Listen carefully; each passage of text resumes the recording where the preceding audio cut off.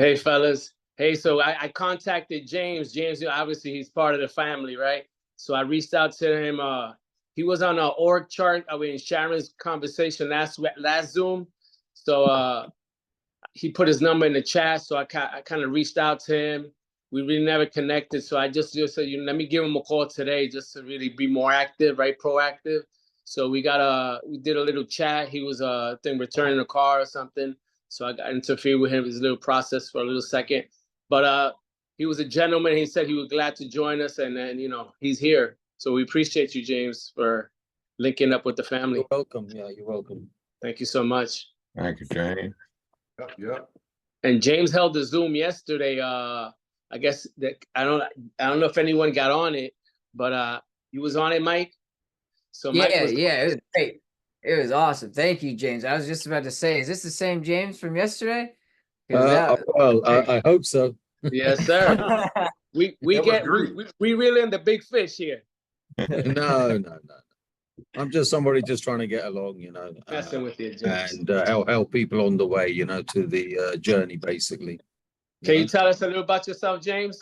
Yeah, basically. I know we all met at the my background is sort of IT and mobile telecommunications, and obviously I got made redundant a few times, and in the end I just got fed up of being made redundant in the sort of telecommunication and IT sector. So I just went to university, did a degree course in business management, and from there I got recruited straight into a real estate company that was a complete new startup company.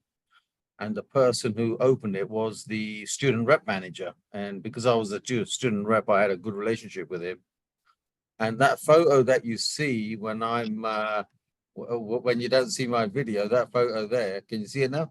Yes, sir. Yeah. That was that was taken at the event, the black tie event of awards. So I got awarded the best student rep, and so basically the manager, the student rep manager, recruited me basically and said, "Listen, would you like to work with us and not for us?" And that really resonated with me, and that's when everything seemed to make sense, that I was no longer working for somebody, but I was working with them, meaning I wasn't quite an equal partner, but at the same time, I was my own boss. So I could go in and do what I needed and demand what I should get.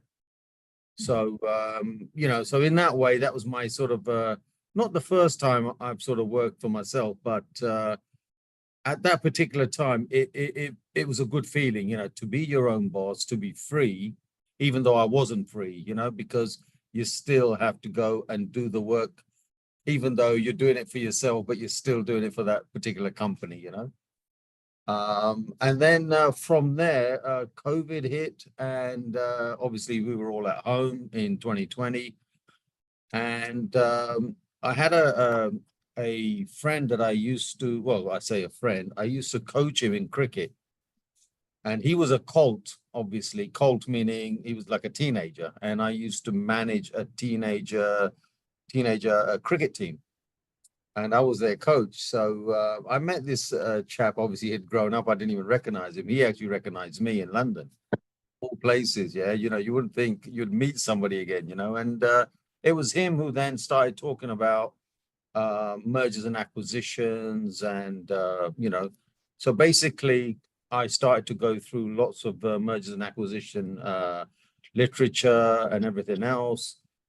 And basically, just teamed up with this old colt of mine, and his name is Alex.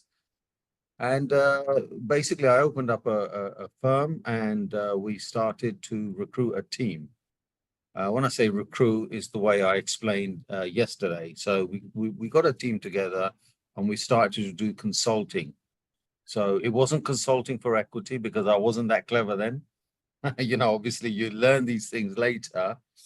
Consulting for equity would have been better because that's something that's going to be income almost for life or until they sell it, right?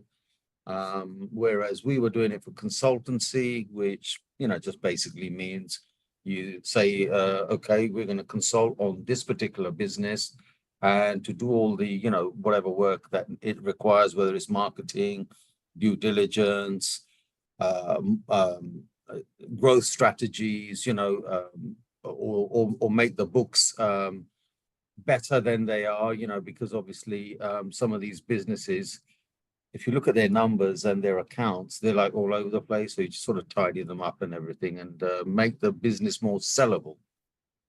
And so, you know, we were just charging a set fee, which is fine. I mean, obviously it's money coming in, you know, but like I said, at the time, didn't really think about the equity business, you know, whereas afterwards, you know, in hindsight, you can say many things, right? Oh, I should have done this, I should have done that, but we didn't, you know, and we learned from it. So going forward, that's what would be important for us is if we're going to consult anybody, it's better to consult for equity. And that way, you know, you are part owner of a business. It may be a small equity, doesn't matter, but you're still part owner of that business. And when that business sells, you get, you know, whatever percentage you've originally agreed with the shareholder or the owner. So that led me to going on a event, which is where I saw Pace Morby for the first time, doing his speech. When I first saw Pace Morby, to be honest with you, I know we shouldn't go by, you know, perception of when you first meet somebody, but we do. We all do. Whenever we look at someone, we usually, it's our mind, it's the way it works, and we always will have some kind of assumption, oh, this guy is this or that, you know, whatever it may be. And that's what I thought of Pace Morby. I thought he was some kind of rap star, you know, because the way he was dressed, hoodie, trackies, no, not trackies, sorry, trainers, jeans, etc., etc. And he didn't really look like, you know, the Don that he is, you know, in real estate, as well as business acquisitions, you know. And when he went up on the stage and he started talking, I really thought, and I mean, you may laugh at this, I really thought he was going to break out and start doing some kind of bebop or breakdancing or something, you know. And I actually told him that. I actually told him that, you know, that I said, that's what I thought you was going to do. But when the guy started to speak, it was like, well, in my mind anyway, like a light bulb went, you know, went on ding like that, you know. I thought, whoa, this guy, you know, he knows his stuff, you know. And everything that he was saying, I could sort of understand straight away, and I knew what he was talking about. And a lot of people may laugh, you know, when I say I could actually see some kind of light shining on him, you know. It's like he was a star. The guy knew what he was talking about. And I was blown away by the guy. And normally I'm not blown away by people, to be honest with you. I've met a lot of people and, you know, you just take them in your stride. But you could tell that there was something special about this Pace Morby guy, you know. And from there on, obviously, it took me a few months before I really thought about, you know, being serious on the, you know, the Pace Morby community, because I was following, you know, and just keeping up to date, see what's going on. And then in the end, I took the plunge. I took the Gator course, which was in end of March, beginning of April. And then I had the LLC done. And then on the 17th of April, I was in Texas, see a business, actually. I actually came to Texas to see a business. The week after that, or 2 weeks after that, I think we were in Squad Up. I think Squad Up was, when was Squad Up? I can't even remember. Was it in May or April? I think Squad Up was actually where all of us met. So that's even something good. Yeah. But what was the date? Yeah. April something. Huh? Sometime in April, I think. Yeah. Yeah, sometime April. in April. So basically I was in Texas for about 1 week, and then the next week it was Squad Up, which is where I met quite a few people. I mean, I think I remember Dana from Squad Up. I don't know if I met any of you guys there, but there was obviously 3,000 or something? Hell of a lot of people there. Yeah, and to meet everybody, you know, would be a miracle, you know. So yeah, so basically, you know, I came to have a look at a business. It was a plumbing business. It was good. I went through the numbers and everything else, you know, calculated what it should be. And when I went to see the seller, it was basically a husband and wife team. with daughter, with the husband's first daughter, from his first marriage, and obviously that was his second wife. Her son was also in the business. So those four were in the office. They had a great team of plumbers, which I was quite happy with. But as you probe, them for answers, you ask those kind of questions. The reason you're doing that is because you want to extract information, and they don't always give you that information. So you have to be tactful, you have to try and catch them off guard, and the lady, she fell for it because she actually gave away what price they were looking for, because normally in some of these brokers, they don't tell you the price. So if the broker doesn't tell you, if you go and have a meeting with the seller might let the cat out the bag, which the lady did. And originally she didn't want to work in the business, but then she decided she would like to stay if that was okay. And I checked their wages beforehand, so I knew what they were all getting. Now, the wife, she's basically used to do cleaning. Nothing wrong with that. I'm not saying you'll always be a cleaner. But if you're going to be looking after numbers, you need some kind of a good either course, or you need to do some kind of, maybe even an exam or something, just so that you show that you are capable of looking after the company books. But she wasn't, basically. It was the husband just gave her the job, basically. And this is wife. He was paying her 60 grand, right? Wow. And which is a lot of money, and I certainly, if I took over the business, I wouldn't be paying her 60 grand, 100%, And then there was the son, who was the lady's son. He was supposed to be a top salesman, yeah? When I drove into the driveway of their office, he had shorts on. Nothing wrong with that, because Texas is hot, right? He had his hands in his pocket and he was just wandering around the yard. Now, as a visitor or a buyer, that does not instill confidence in me, seeing somebody walking around like that, especially if he's supposed to be a top dog salesman, right? I asked her, I said, so your son is working, what does he do? And she goes, oh, he's the best salesman. And I thought, my goodness, if he's the guy wandering around in the yard with shorts and hands in his pockets, that does not give me any confidence in him, So anyway, I kept quiet. I just listened to them. And then the daughter was sitting in the back office. I don't know what she was doing. She was on the computer. And he said that she's been working there a long time. She dealt with all the admin and everything else. Now, all of them were getting around the 50 mark, 60K for the wife, 50 for the his daughter, I think 50 or 60 for the son. So basically, you got, say, let's say 150K, for argument's sake, on those 3 donuts. Yeah, I call them donuts because they might be good workers depending on the job they do, but certainly not the jobs that they were doing. They only were doing that because of the owner. Yeah, Correct. so he gave them a job because they're part of the family. Now, had that been not their father, no way would they get those jobs.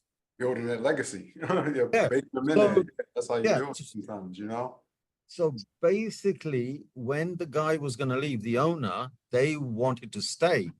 And they asked me one other question. They goes, oh, by the way, are you going to be in the office as well? And that straight away tells me lots of stuff, Someone asks you, are you going to be in the office? Because it's almost like they don't want you there. They want you to buy the business, pay them the money so they can do what they've been doing all along. Now, that's not how you're going to build a business and take it to the next level, because if you got those 3 people there, I guarantee you that business will never take off. And the owner admitted himself, he said, I'm a great plumber, which most probably he is. I can't doubt that. Because he's built the business to a certain level. However, he admitted himself he is not a businessman. I said to him, I said, you've just hit the nail on the head. You are not a businessman. That's why your revenue and your profits are not where they should be. Do you know what I mean? And then if you're going to pay 3 people 150K when you could do it with one general manager, and possibly even if you got a full-time admin person in there, right? That's not going to cost you 150K. Do you know what I mean? So you would have saved 60, 70K possibly there, which then if you look on your profits, it's increased your profit and then it's increased how much your business is going to sell for. But because they were, doing that, the business value was a lot lower. And so in the end, I decided not to go for the business. Otherwise, I would have bought it. But I just didn't like the fact that those 3 people were there and they would not be good for business. So I let that business go, and then I ended up in Squad Up. And since then, I've been looking to sort of, acquire businesses or partner up with people or partner for equity or partnership straightforward, I am looking at a couple of businesses at the moment. One is $40 to $50 million they want for this business. I think the revenue is around about 30 something, I think. It's a good business, but I'm just going through the numbers at the moment. That's good numbers, yeah. Yeah. I'm just going through the numbers, make sure everything makes sense, because even without looking at that business, that's telling me the guy he's dreaming, he's asking for too much. And that's without me actually physically going through every single bit of numbers and trying to make sense of it. I just get this feeling, when you've been doing it for a while, you'll get this feeling that the guy's a joker. He's asking for far too much, because the business, just out of my thinking, that would be, I reckon, no more than about 25 million, to be honest. That's how I Hey, see James, it. let me ask you a quick question. Yeah. So when first getting into business acquisitions, would it be safe to say, if nobody never knew anything about it, would it be safe to say to kind of define your buy box? So therefore, right there, like if a person was a consult for equity, do they have to be a master in that realm that they're going in to consult for equity? Like what would be your thoughts on that? Right. So what you're saying is, what is the buy box? Yeah, first of all, right?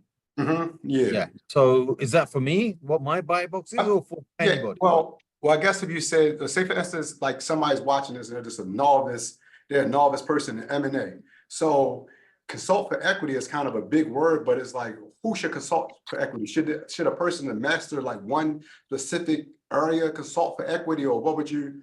Yeah, give me like a perfect scenario of a consult for equity. Like what type of business would you consult for equity for? Well, put it this way. For example, do you feel confident yourself to consult for equity? Do you have the in-depth knowledge to be able to do that?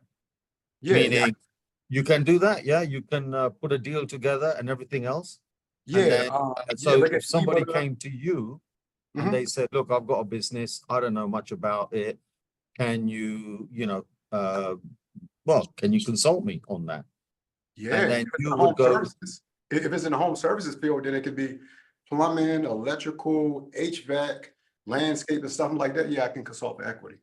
Yeah, so you can do the numbers, you can write the what do you call it, the LOIs and everything else. You figure what I do is I have a team, so I always look at the EBITDA and then I'll see like what the multiple would be. So typically the multiple for a regular business would be anywhere from 3 to 4 times the multiple, but if it's like a tech business or something like that, it might be like 5 times the multiple is not. So if it's something where I would get stuck in, that's why there's a lot of us on here. If I was to ever get stuck, I would take it to like one of my team members that can actually like help me underwrite this and get the freaking LOI. So we can make sure that we're not offering too much. Well, LOIs I write myself, so it's no big deal. I've got experience in it, even though I can get somebody in my team to do it, but I can do that. Same as if I look at the accounts, I could do that myself. So by looking at that $40 to $50 million business, what that guy wanted, I didn't need to go to my team for that, you see, because when you've been doing it for a while, you will know what to do, especially as I've gone through accounts, the IRS accounts, and I can see what I'm looking at, and therefore usually I can pick it out quickly, and that's why I know that particular business is asking far too much. You're saying, what was it, 3 times multiple? Yeah. I'm looking at business.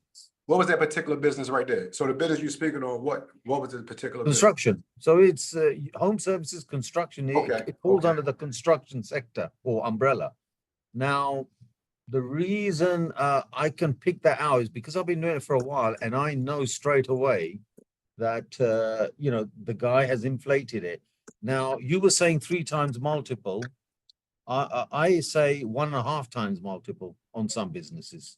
I don't even go to 3 times. Yeah. That's a steal. Yeah, that's a Yeah. steal. No, Yeah, no, but I'm being serious because at the end of the day, it just because you've been taught 3-time multiple, some businesses, I'm telling you, can be just 1.5 times multiple. It depends what business we're talking about, you know. now, but I'm gonna tell you the reason why we go 3 times multiple, because we try to get it on like 100%, kind of like seller finance, whereas though you can kind of get in the door, you can actually offer them what they want, but you're coming out your pocket with like little to no funds pretty much to Well, acquire the business. Okay, let me just stop you there. When you say you're doing 3-time multiple and 100% seller finance, you're talking about annuity deals, Annuity yeah? deal, yeah, annuity deal. Yeah.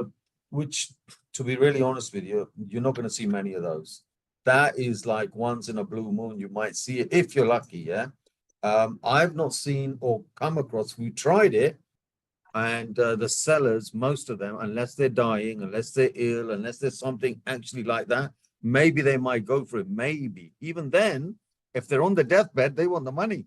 So they can enjoy whether it's prostitutes they want or whatever before they go out with a bang. I know that's being blunt, but some of these people are dying. They want to enjoy themselves before they kick the bucket. You know what I'm saying? And I'm being very blunt here, you know? So annuity deals can work, but like I said, we've tried that a lot, you know, and even given them more than they should deserve really for that particular business, because we're not trying to do anybody. We're just trying to make sure that it's a fair deal. You know, Yeah. we're not just paying over the odds for no reason, you know. Annuity deal, you can offer more, and I've found that people still don't want it. They want a chunk of money up front, you know. And if they want it over X amount of years, so you could say 10 years, 20 years. No, they say, well, listen, if I am 65 to 70 now, 10 years time, I might be dead. This is the exact answer I'm getting from people. That's the profile of that particular people, right? Especially the boomers. You know, there's a profile. They're limited in time, so they're kind of Yeah.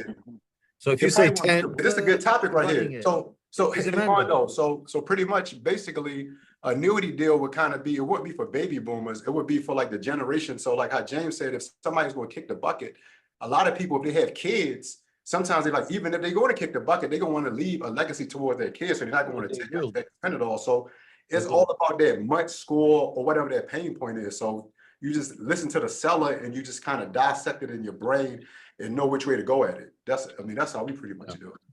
Yeah, no, Mando, can you, Jason, he's on mute. Yeah, no. Okay. Yo. Sorry, Jason. What were Tanner you just saying? answered. He asked he said what I was thinking. Exactly, he said exactly what I was thinking. What about the children or the great grandchildren? Maybe they want to have a check coming to them or what have you. So thank you. All right, Dana, let me just put you at ease there on that one. Yeah, I've spoken to quite a few, and guess what they said? You're gonna laugh. They said F the children, and that's what some of the sellers have been saying. So it's all well and good what you're saying, Dana. I agree with you. I would do that. I would leave that for my children. But remember one thing, not everybody is like us. Yeah, the human race is everybody is different. And not all families are like this. You understand? There's a lot of this as well in the family. So if the seller doesn't get on with his kids, because a lot of kids are nasty with their parents, they don't respect their parents, they just want the money out of them. So the seller will turn around and say, listen, F the kids, I want the money now, because they want to go and enjoy themselves whilst they're alive for how many other years it may be. So I do hear stories of what you're saying. You hear these in seminars where people will give you all this stuff. It's great. I mean, you know, it may be true, but I've come across, in since 2020, I've not had one seller that said to me, you know what, here's an annuity deal and I'll leave all the money, for my kids. I've not heard anybody say that, but they did say about the legacy. Yes, I agree with that.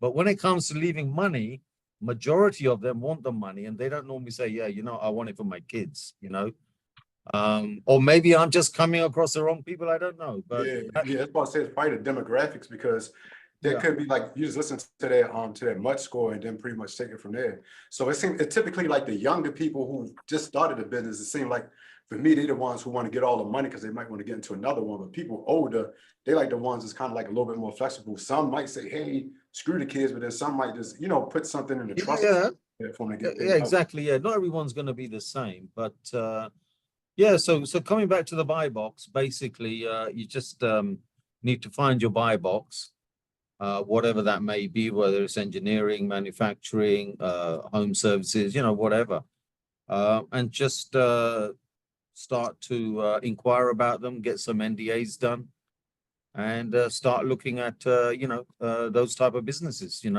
Yeah. And Absolutely. Freaking 4 NDAs earlier today looking at businesses. So yeah. yeah, and then put out some, have a chat with the seller. Because the process is, first of all, find, your buy box, then you look at the CIM or the short version of it anyway. And then once you like that particular one, then obviously you click on it to say, yes, you want more information, send the NDA, you sign the NDA. Then if you're lucky, they'll send you the CIM, because sometimes they won't, they'll just say no, or they'll ask you questions like, how much money do you have? This, that, and the other. They want to know your life history, yeah? Because I think what's happened is they've been alerted that a lot of people trying to buy businesses are similar to us, When I say similar to us, I basically mean that, we're trying to buy businesses with no money, even though it's nothing to do with the broker, because as long as he gets they get their money, they shouldn't give a damn. But some of them are like that, they're funny about it. They want to know, they want to see your accounts. They want this, they want that, those kind of people, are a waste of time, Hey, James, because I got a quick question. So yeah. I actually, because I know this is going to be like a live Zoom, I actually got one in my email. I wanted to send to either like Michael Paul and say, bring it up. But what's your take? I haven't looked at it, but I know I'm probably not going. It's almost like they started this behavioral health business, and they said that they moving out of town. I haven't looked at the numbers, but it seemed like they just started and got a license and trying to sell it for a premium. That seemed like that would be like, what would you think about something like that? Hang on, let's go a bit slower. So you found a business. Yeah. Before I And got it's in the medical sector, Yeah, it's in the medical sector. right? What year did they start it? How many years? Do you know? It says, I talked to the seller like maybe like an hour and a half ago. So it says on the listing that it started in 2022. The seller tells me that it started months ago, and he's moving out of town. He said he's moving out of town to get something else, but he has all the credentials and all that stuff. He wants to sell it for like $475, and I'm like, oh, 475. Yeah, I'm like, that don't make sense. Yeah, but I didn't want to, as a freaking case study, bring it up because it was something that just dropped on the table. I'm like, No, man, hang on a minute. So that don't it's make sense. 475, 2-year-old business. What's his turnover? No, well, right now I asked him about staff. He says his broker told him to not really. His broker said not to really get staff because you're about to sell it. That don't even make sense, because when you're buying a business, you want to buy a machine that's already running. You don't want to buy a job. So if you don't have the employees or the people in place, then it's like you're kind of buying a job or like a hustle. So it's like, that's what I'm like, get out. How many people working in the business? He said it's like 5, but then he said they don't work in the business. He just let them go to sell a business. So I'm like, yo, this not even making sense. Yeah. To be honest with you, I can't help you there, because from what you've told me, I wouldn't even bother with that. I'll just move on to the next one. There's loads of business there. Why would you beat yourself up over this nonsense? Because this is nonsense. I've just wrote 2 things down, and because you can't answer those questions, which is basically he can't answer those questions. So it's a freaking red I'll flag. just drop you like a big one. bad habit, move on. Mhm. I wouldn't even waste your breath, because already what you told me, I feel like I'm going to drop on the floor, because it's bull. Yeah. Absolute I bull. was going to throw it there A for a little case study. schemy. Yeah. Hey, James, if you wouldn't mind going back just a little bit, and because a lot of people won't know, could you let us know what NDA and a CIM is? Yeah.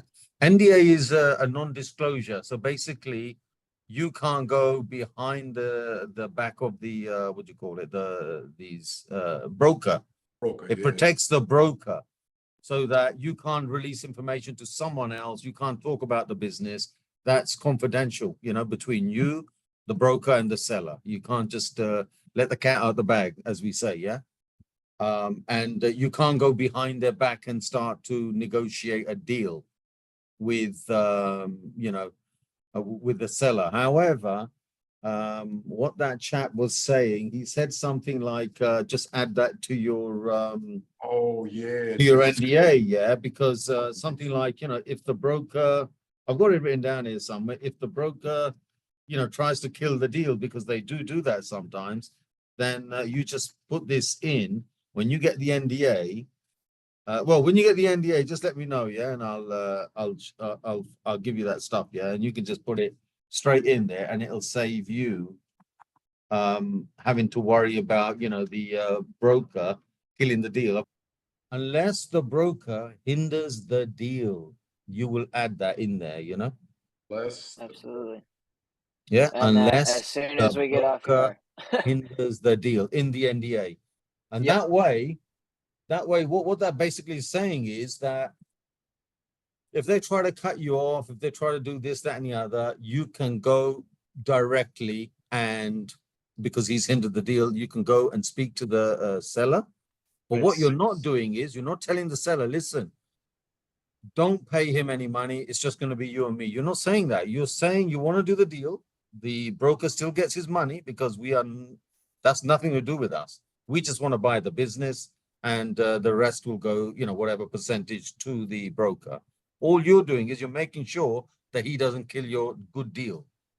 That's Correct. it. So, Yeah. just remember that, and the CIM, on your point there, Jason, it just basically means a certificate or information memorandum, which basically is a long, mouthy word for the information on the actual business for sale. Basically, that's all it is.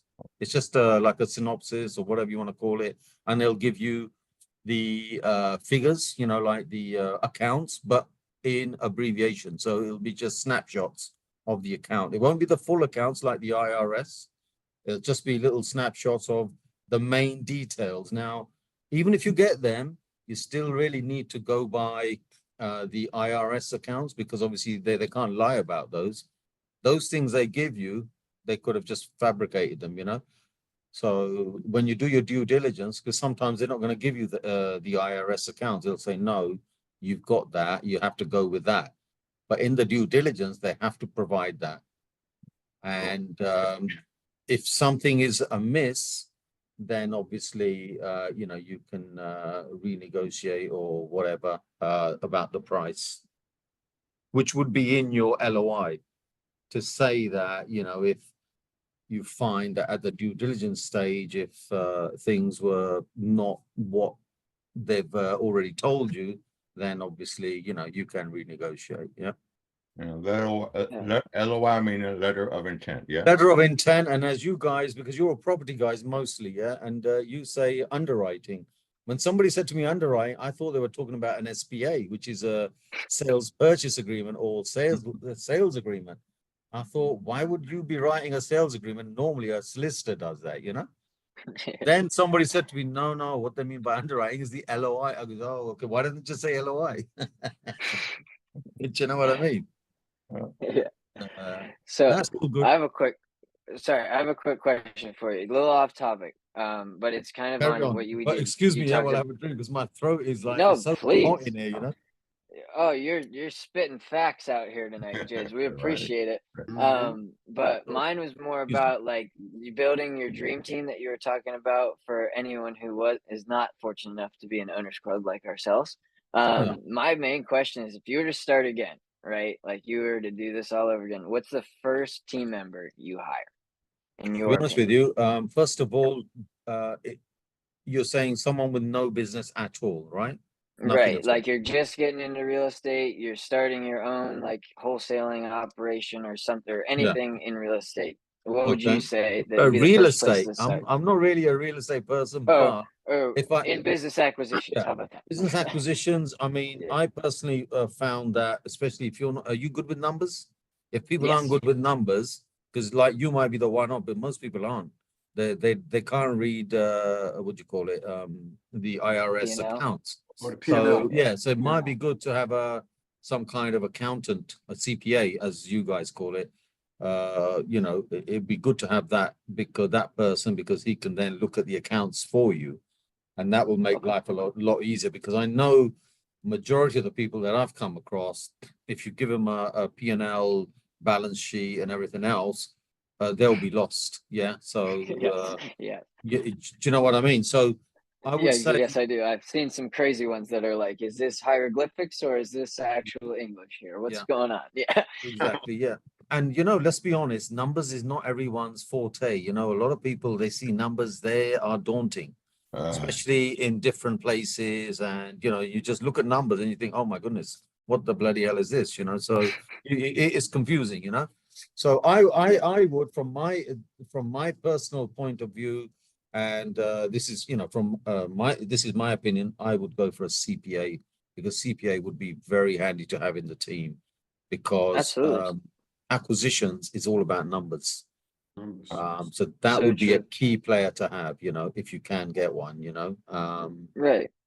Lawyers, I wouldn't need one on the team just yet, but if you could get one, it would be great. But you don't need a lawyer just yet, because until you start growing, for underwriting, you can find someone internal, or worst case scenario, come and see me. I can do that for you.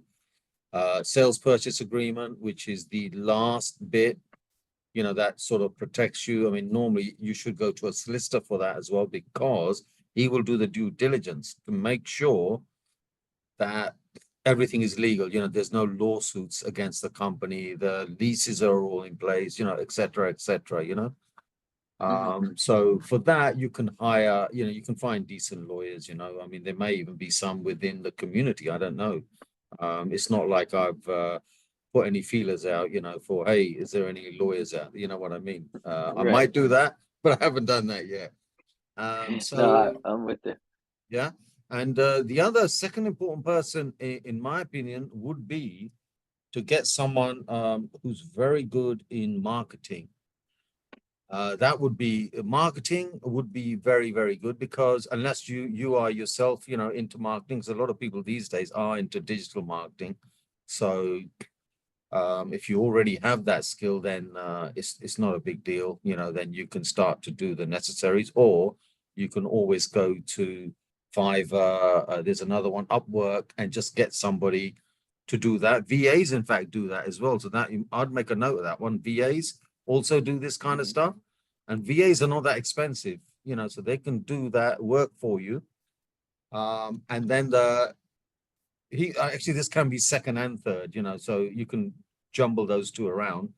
Would be an industry expert. It would be very important to get an industry expert on board, or someone who's done acquisitions, because Right. then they will talk the language. When it comes to speaking to sellers, even brokers, you need someone who's got, as we call it, the lingo, the gift of the gab, to speak that kind of language, so they don't think that you're some kind of newbie who knows diddly squat, as you Americans say. Yeah. So basically, you need to be able to talk that language. And the only way you're going to do that is get somebody on board, and then you learn from them as well, because then you'll be doing the same thing. You'll be talking like that. And once you start talking like that, then you're going to have more and more acquisitions, and then you're going to start to build the dream team is going to expand. And then when you get to a certain stage, you will bring a chairman in. But at this moment, we wouldn't be doing that. It would be a waste of resources, money as well, because obviously not everybody's going to do it for free. But you would need, depending on how high or how large you want the company to go, if you want to build it to a $500 million company, then you're going to need a chairman at some stage or other, because chairmen usually have a lot of clout as well, in the M&A world. And it shows that you are a steady ship. You actually have a chairman, and then you've got a board of advisors as well. And then when you walk into, I mean, the banking industry is not always going to be the way it is at the moment. Hopefully it will get better. Interest rates will drop. In fact, if I heard correctly, didn't I hear recently that interest rate had dropped slightly? I heard that on the news somewhere. So, interest rates can't go keep going up, Fluctuating a little bit. Yeah. Mhm. So, interest rates will come down eventually. I can't say when, but yeah, if you have a good team on board, you can go directly to the banks. However, Pace Morby is promoting in his community to use people within the community. And if that is the case, that's even better, depending on what interest rate they give you. So if they're going to say 40, 50% interest rate, then I wouldn't bother, going internal, you'd have to go external, But I think, Absolutely. I think normally they're charging around, depending on the amount and over how many years, I think they're charging anything from 11% to 15, is it? PMLs? Oh, yeah. Yeah, yeah, somewhere in Something there. around that Yeah. figure, yeah. Oh, So right. that's reasonable, but when you're talking millions, that's a hell of a lot of money, So Oh, yeah. that's why SBA is a good good way forward as well. Because with SBA, it's going to be over 20 years or so, and then you just pay that steadily. You don't even need to worry about it, and you can still build your businesses and start to take the business to the next level, and then go for a next one and next one. Keep bolting them on. And as you do that, your multiples, which is the X times, will increase every time you buy another business. If you stay with one business, you can build that business and take it to the next level, but that next level is not going to be like that. It's not going to be a steep curve. It's going to be a gradual, gentle curve. Yeah, exactly, Jason. So if you're happy doing that, there's nothing wrong with it. Remember, there's no right or wrong ways of doing it. It's entirely up to you what you want to achieve. If you want to achieve that curve, then you got to do it the way we've just been talking about, is acquiring businesses, having a team in place to build credibility and to give yourself a lot of clout in the M&A world, and when you go to bankers, because remember, bankers are just people, you got to talk to them like they're normal, like when I say normal, I mean like ordinary people. You can't talk to them like you're going to them and you're begging for money. You're not. You're going there to see if they can do a good deal. If they can't, bye-bye, move on. That's how you got to go in there, confident. Is that like a, so you said if you want to take it up like that, so that's like a bolt on, like a bolting on to the business that you already have? Yeah, so basically, if you want to climb steeply, you've got to be looking to buy businesses, continuously. And we're talking about profitable businesses. You can buy businesses that are in trouble, but problem with that is if you don't know what you're doing, you could go down with that. It's like a sinking ship, If you don't know how to get that bloody ship afloat, you're going to go down with it. It's like sinking of the Titanic, unless you can fix the Titanic, you're going down, man. You know what I mean?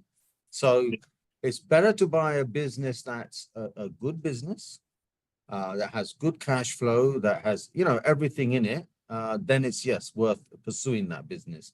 If, for example, what Dana just mentioned earlier, this business of 2-year-old and he wants 475.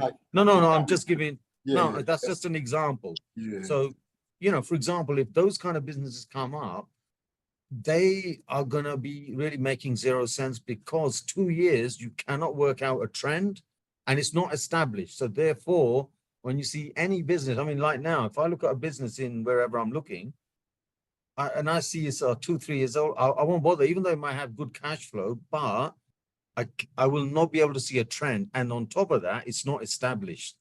2 years is not established. If something was like going for 10, 15 years, that's established because it's going to have easily 3-year history, if not more. So you can see the trend of that particular business, So that's what you got to keep in mind, to buy businesses that are going to stay afloat and that you can actually, as you guys keep saying, scale it. Yeah. So you just build on it and take it to the next level, and then buy another business, do the same. So, and creatively as well. My bad, I mean to cut you off. Has a question.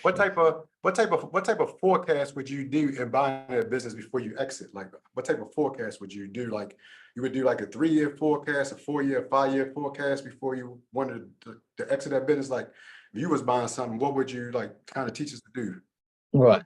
So basically, you can, depending on what is your vision? Where do you want to be? First, let me ask you a question. No, well, I'm just pretty much just saying, just for like a viewer, somebody who just wanted to get them because you said No, but I would ask them the same question. I would say to them, okay, because there's no point me answering a question that really you have the answer. Yeah. So, for example, you in particular, where do you want your business to be? I would do What a, is your goal? What is your vision? Where do you want to reach to? I would do like a 5-year forecast, so I would get it. Whereas though No. as at least, Currency wise, money wise. Forget the forecast a minute, currency wise. I would Money say wise. the EBITDA would be, like 500 million. Like Okay, if you're 500 million, yeah, that's fine. So Yeah. that could even be over $1 billion revenue. Yeah. Yeah. Like 1.5 billion or something. Yeah, no, that's all possible. So, that is the case. Do you think you can do that in 3 years? No, I would say like, I would look at like a 5-year forecast because I would do the bolt-on model because once you start bolting other ones on, that's how you make it rocket up to there. Yeah, but remember, 500 million EBITDA, you're going to need lots of bolt-ons, yeah? And if Yeah. you're doing it at, say, for example, 1 million EBITDA, you can imagine how many That's- companies you're going to yeah. need. Yeah, That's going to be difficult in 5 years. Yeah, But if you said to me, yeah, I'm looking to do $1 billion revenue, I could say, yeah, you know what, that might be possible in 5 years. But when you say EBITDA, that's a different ballgame because because it's making like 1.5 billion or something like that in revenue. yeah. I'm just going by the very, Yeah, very yeah. low case, because if it's 1 million EBITDA, they're not going to sell a business at 1 million EBITDA, right? Yeah, They're going to sell it 3 times. 3 times, yeah, like Yeah, 3 yeah, million. You go And what's 3 million. EBITDA? If y'all could, EBITDA, because a lot of people will be looking and won't have a clue. Could you Yeah. explain what EBITDA is? You can say by revenue might be a little bit easier. I'm not saying you should just follow that. 500 Yeah. EBITDA is good, 500 million. But just bear in mind how many businesses, if it was at the million mark, or you might be buying businesses that might be higher. Yeah, But usually at 1 million EBITDA, it'll be 3 to 4 times multiple. yeah, like 3 million. Yeah, it's only gonna be Yeah, like, yeah. 3 million, yeah. Exactly, yeah. So you can get there. Don't get me wrong. You So, can get there. EBITDA meaning earnings before interest, taxes, depreciation, or amortization. Yeah. You Hey, got man, so somebody's you been act like doing you the don't, you act like you ain't know. How'd you get it to the T? You got it. No, because I want to be able to explain it for people that's seeing this in the future. I love it. I love it. Yeah. No, that's excellent, man. I've forgotten it myself. No, not really. I'm joking. But yeah, no, you know what, Jason, that's good, man, because to be honest with you, it's hard to remember all these bloody acronyms, It used to be bad enough in the telecoms world, yeah? Now there's another lot to learn in M&A world, 100%. I'm Always- still in the always telecom learning. world, actually. So, but Paul, you have a question? I do. James, Paul Rodriguez, very nice to meet you, and thank you for coming on our podcast. Greatly appreciated. When you're talking about M&A or mergers and acquisitions for those folks at home, you brought up an interesting point about bringing on a board of advisors or the people that you trust to kind of give you that vision. How do you build that team, or what would be your advice on what to look for in those members and how to kind of assemble that group? Very good question. Very good question indeed. Basically, you're going to have to go through. It's like an interviewing. You will interview people. I mean, I don't know what your experience is. I don't know, what kind of jobs you've done, but I was fortunate in a way that I've interviewed people before, for jobs and things like that. So, in that sense, it was a little bit easier for me. I'm not saying it was perfect because even if you have some experience, you can still get it wrong. And, it took me a little bit longer than I anticipated to get a team together, because sometimes, you will pick somebody and then they will say, yes, yes, yes. And then they blow out, after a week or so. That does happen, let's be honest, we try our best to pick the right people, and sometimes those right people may not be the right people, or they might have thought they were the right people for the job, and then when they do it, they find maybe it's not their cup of tea, or they just just can't do it and want to do something a little bit easier and get paid lots of money. Everyone has their own sort of mindset. So to pick the right people, I mean, the way I would approach it, and again, this is in my opinion, and that doesn't necessarily mean it will work for everybody. You have to weigh it up yourself. So whatever I say is not the gospel truth, as I say. It's just, what I've done, and it worked for me, you know, and this is in my opinion. You got to look at what experience they have. For example, you're picking a CPA, yeah?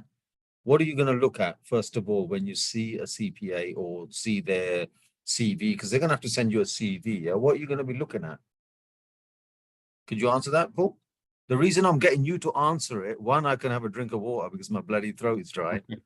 Secondly, the reason I'm asking that is I could tell you this, that, and the other, but if I extract it from you, it will be better because it will stay in your mind, and you know, and you learn quicker that way. Do you know what I mean?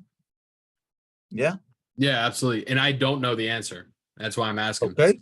All right. No, that's a fair enough, honest answer. Even if you get something wrong, remember, nobody would laugh at you because let's be honest, we're all in it to learn. None of us know every single answer. Even I don't know all the answers, you know.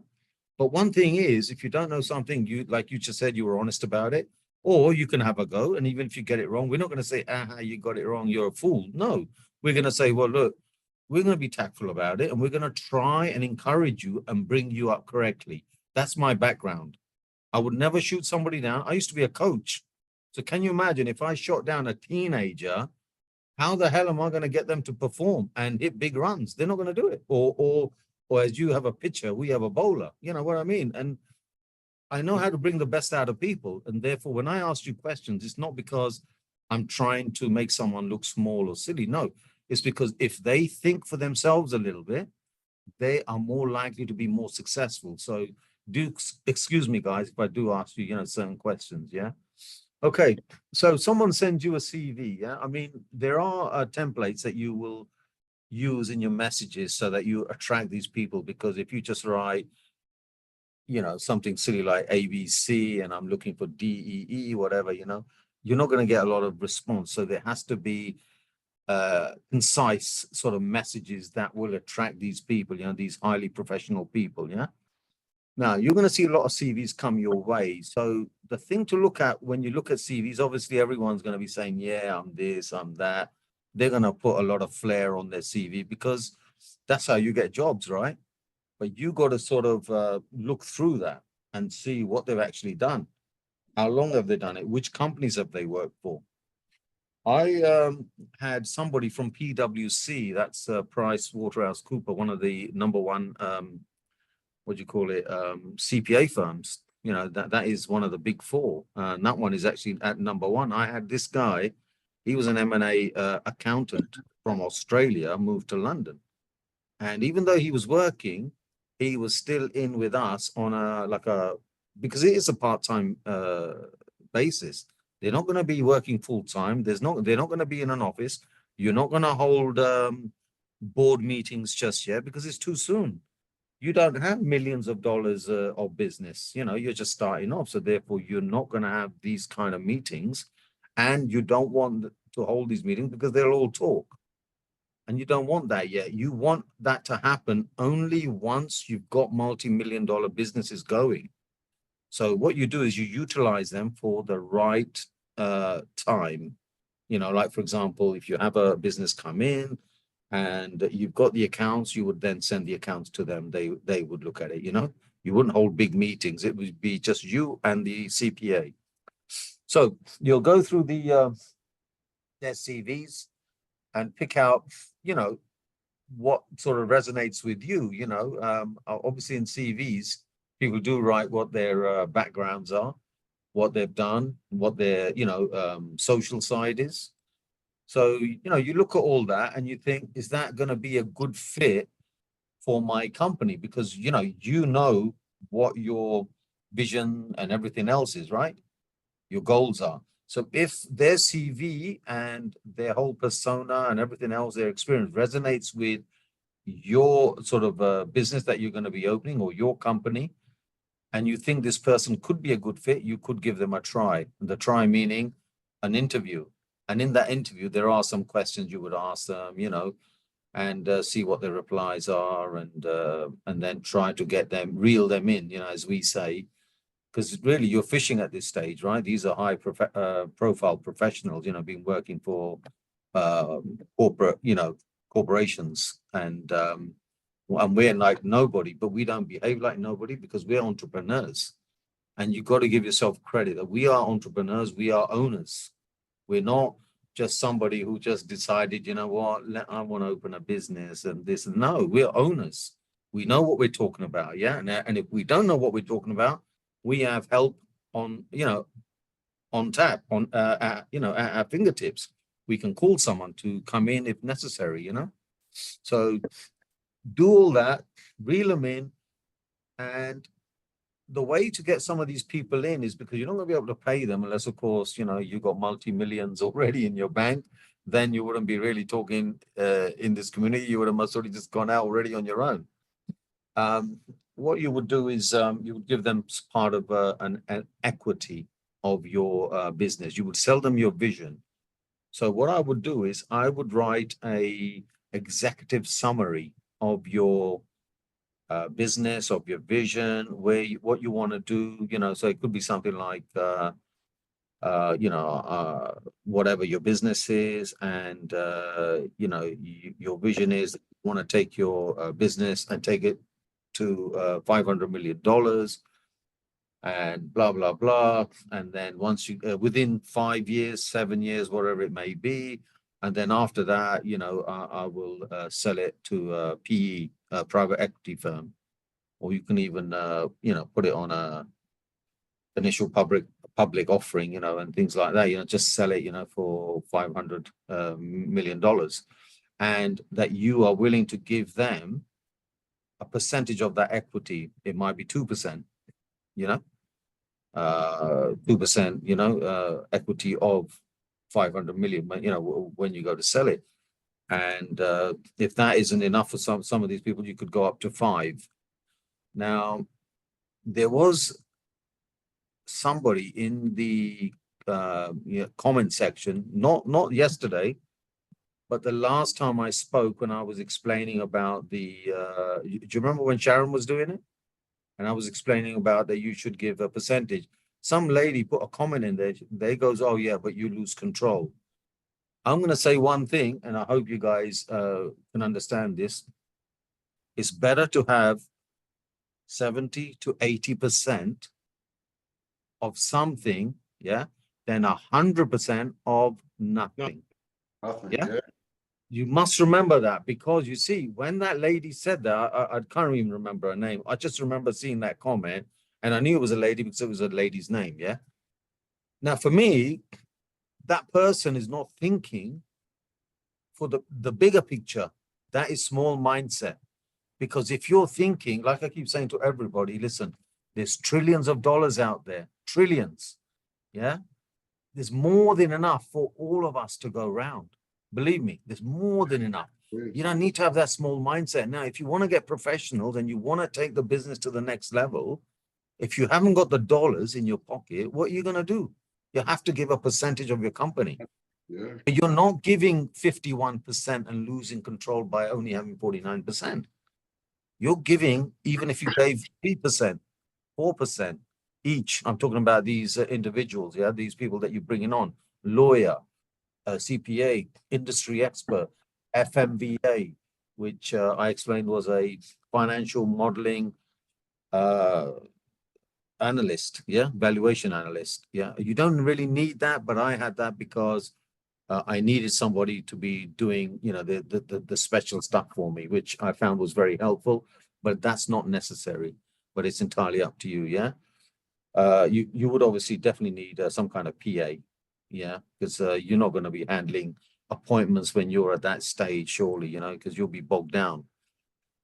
So, you know, you have all these, and then you will have a M&A specialist as well, mergers and acquisition specialist, who will be dealing with, you know, that side of things. Your main goal should be to drive the business to the $500 million mark, and all the others will be doing the stuff for you. So you give them all a percentage. When it comes to a chairman, and you really want to scale the business, because it's with the chairman that you can start buying the bigger businesses.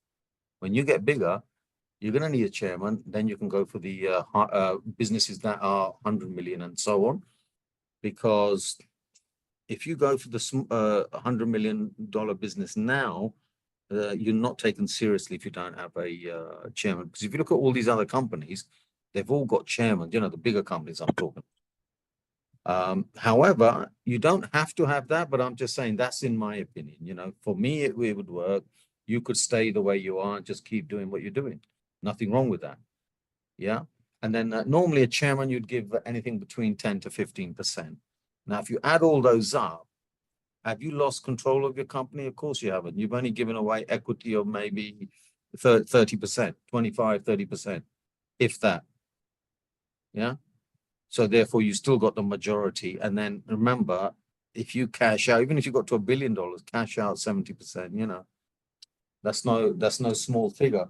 You know what I mean? And remember, on the way to that $1 billion, every year you've been taking dividends and you've been giving some to the team as well, keeps them interested as well.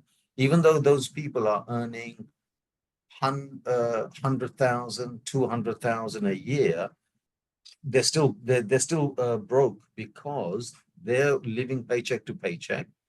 And as their wages increase, so does the cost of living because their expenditure increases. You know, let's be honest, their missus will want better things. They want a better house. They want a better car, you know, you name it. And before you know it, their cost of spending, it goes through the roof. So that's why those people need some kind of, you know, deal that we are proposing to them. Yeah. So look out for, you know, all the CVs that come to you that resonate with your vision. They have the right kind of experience. And also it's good to know, you know, their social skills as well. You know, will they be a good fit? Because most accountants aren't always a good fit because they're just into numbers. They don't really have you know, I'm not saying they're all boring, but you know, they don't all have the same, you know, flair. So, you know, you got to remember that, you know, accountants are just into the numbers, you know. I don't know what else I can really say on that. You know, it's just trial and error, really. I mean, like I said, I picked someone I thought was great. Turned out to be a time waster, you know, a big TW. I had to let him go, you know. And then the second one I chose was great. So swings and roundabouts, you know, win some, lose some, as they say. James, thank you for answering my question. I learned a lot and I think everybody's going to get a lot out of this. So thank you. No, you're welcome. Anytime, man. Anytime. I'm here for you guys, you know. Thank you so much, brother. Yeah. Anyone Anybody have else? anything else for James? Yeah, I was saying the same thing. Sorry? Oh, No, no. saying the same thing you were. Anybody else got anything for James? Amanda, thank you for bringing James here and setting this up, man. This is awesome. James is awesome, wasn't he? Sorry, yeah. Yes. Yeah. If Make you sure guys drink a are lot not of water connected, after these past yeah, couple man, days. I'm so bloody. You know what? It's in this room is too hot. I need to put the AC back on. I turned it off because it's right next to me, you know. Yeah.